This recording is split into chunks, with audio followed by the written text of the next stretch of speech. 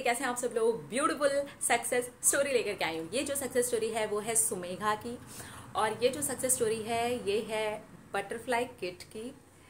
और इसके अंदर ग्रैटिट्यूड जर्नल, रिलेशनशिप जर्नल और मनी जर्नल थोड़ा सा इन्होंने एक्सप्लेन में यहाँ पर शेयर किया है।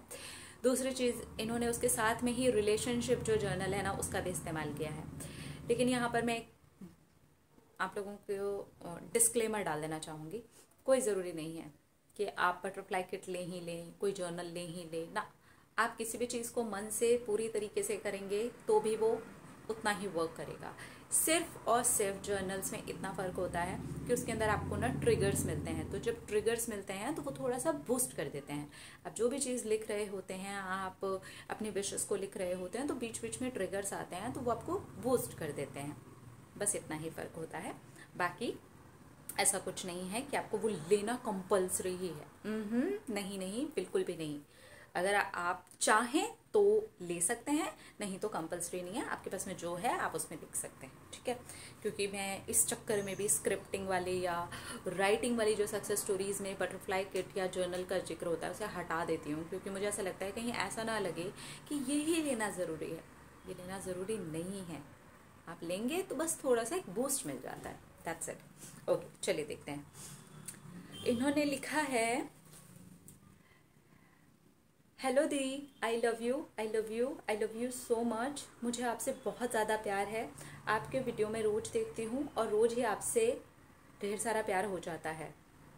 अपने आप से करें ढेर सारा प्यार ताकि आप अट्रैक्ट करें ढेर सारा प्यार। ये बात तो बिल्कुल सही है। अपने आप से करें ढेर सारा प्यार ताकि आप अट्रैक्ट करें ढेर सारा प्यार। Thank you so much. मैंने आपकी बटरफ्लाई किट ली थी।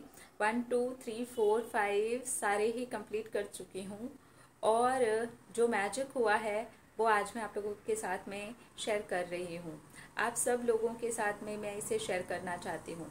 प्लीज़ दीदी, मेरी ये सक्सेस स्टोरी सब लोगों के साथ में शेयर करिएगा। मेरा ये सपना रहा है कि मैं बहुत सारे लोगों के सामने अपनी सक्सेस स्टोरी शेयर कर पाऊँ, और आप इसका जरिया बनोगे। मैं आपका जर्नल लेने के पहले भी कभी कभार लिख लेती थी, लेकिन इतना ज़्यादा मैं कंसिस्टेंट नहीं थी। कभी लिखती थी, कभी छोड़ देती थी। लेकिन फिर मैंने सोचा कि इस बार मैं पैसे लगा रही हूँ और उसके अंदर ट्रिगर्स भी आएंगे, तो चलो थोड़ा मज़े मज़े से करते हैं। और मज़े मज़े के चक्कर में मैं पूरा ही करते चली गई। मैं लिखती थी, अपनी विशेस लिखती थी।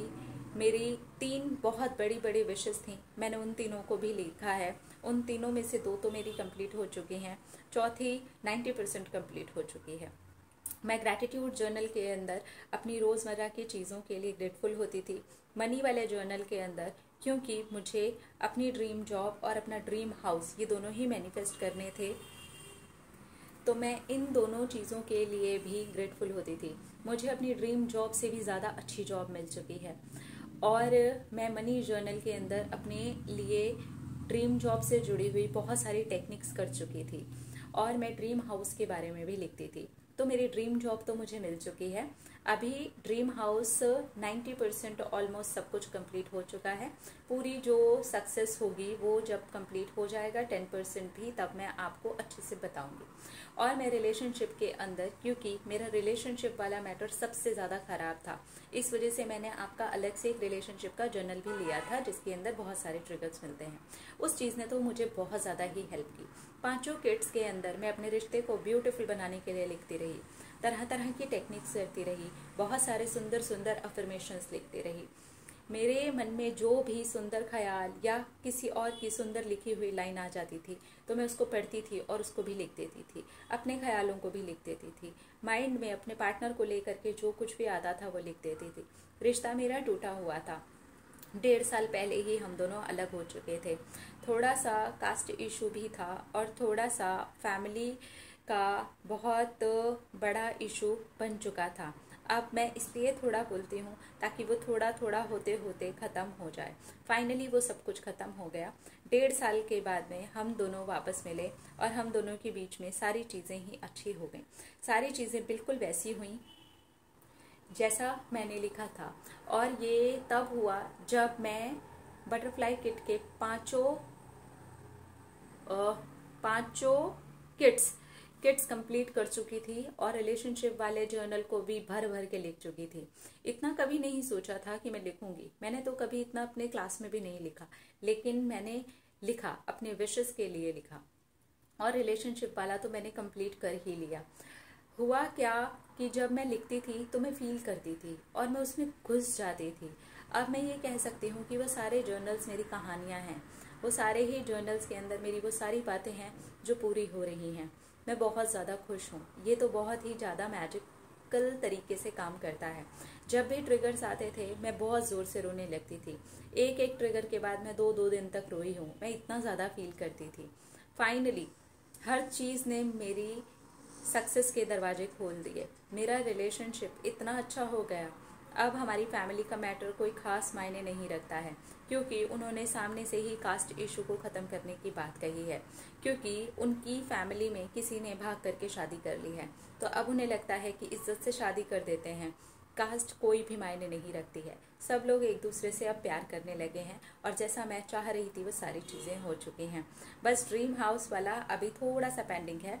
मेरी ड्रीम जॉब से भी ज़्यादा बेस्ट जॉब लग गई और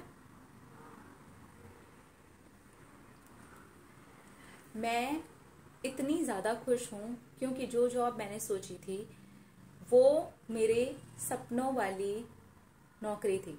लेकिन अब जो मैं जॉब कर रही हूँ वो बहुत सारे लोगों के सपनों की नौकरी है। शायद ये तो मैं अपने सपने में भी नहीं सोच सकती थी जो जॉब मैं कर रही हूँ।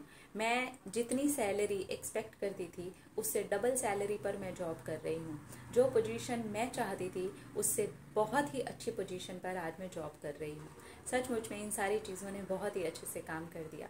जब मेरे सारे जर्नल्स फ्री हो गए थे, मैं उनसे पूरी तरीके से पक गई थी, लिख लिख करके थक गई थी, एंजॉय कर करके भी थक गई थी। तब मैंने 1 महीने कुछ नहीं किया। सोचा कि 1 महीने की छुट्टी लूँगी, फिर उसके बाद में अगर मेरा मन किया तो मैं फिर से जर्नल ऑर्डर करूँगी।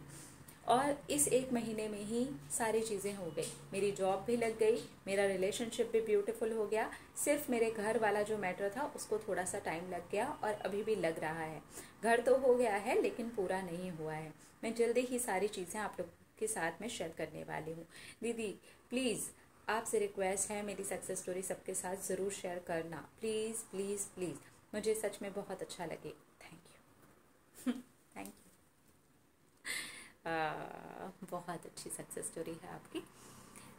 देखिए, जब हम लिखते हैं और फील करते हैं तब उसी समय कुछ मैजिक हो रहा होता है, उसी समय कुछ हो रहा होता है।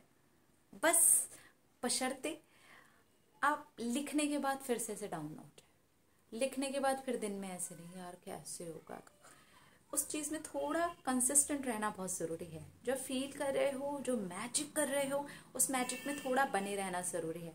तो इसलिए आप लिखेंगे और थोड़ा कंसिस्टेंट रहेंगे तो फिर आप इन चीज़ों का जो मैजिक है वो देख पाएंगे।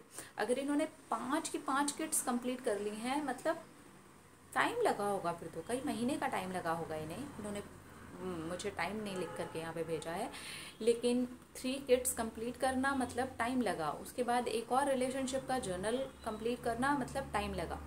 लेकिन इतना पेशेंस और उसके अंदर मैजिक के साथ में पूरा पेशेंटली उस चीज़ को करते चले जाना, फिर तो मैजिक होना ही है। बीच में 1 महीने के लिए भी इन्होंने ये सोचा कि मैं बोर हो गई हूँ यार इतना कर करके, मुझे बस अभी छोड़ना है, 1 महीने बाद मैं फिर से ऑर्डर कर दूंगी या ले लूँगी या लिख लूँगी या जो भी है। वो 1 महीने का जो टाइम था वही इनका रिसीविंग टाइम था और इन्होंने उसमें रिसीव कर लिया। सो कंग्रेचुलेशंस ठीक है, अभी घर वाला सिर्फ 10% बचा हुआ है, वो भी इनका हो ही जाएगा।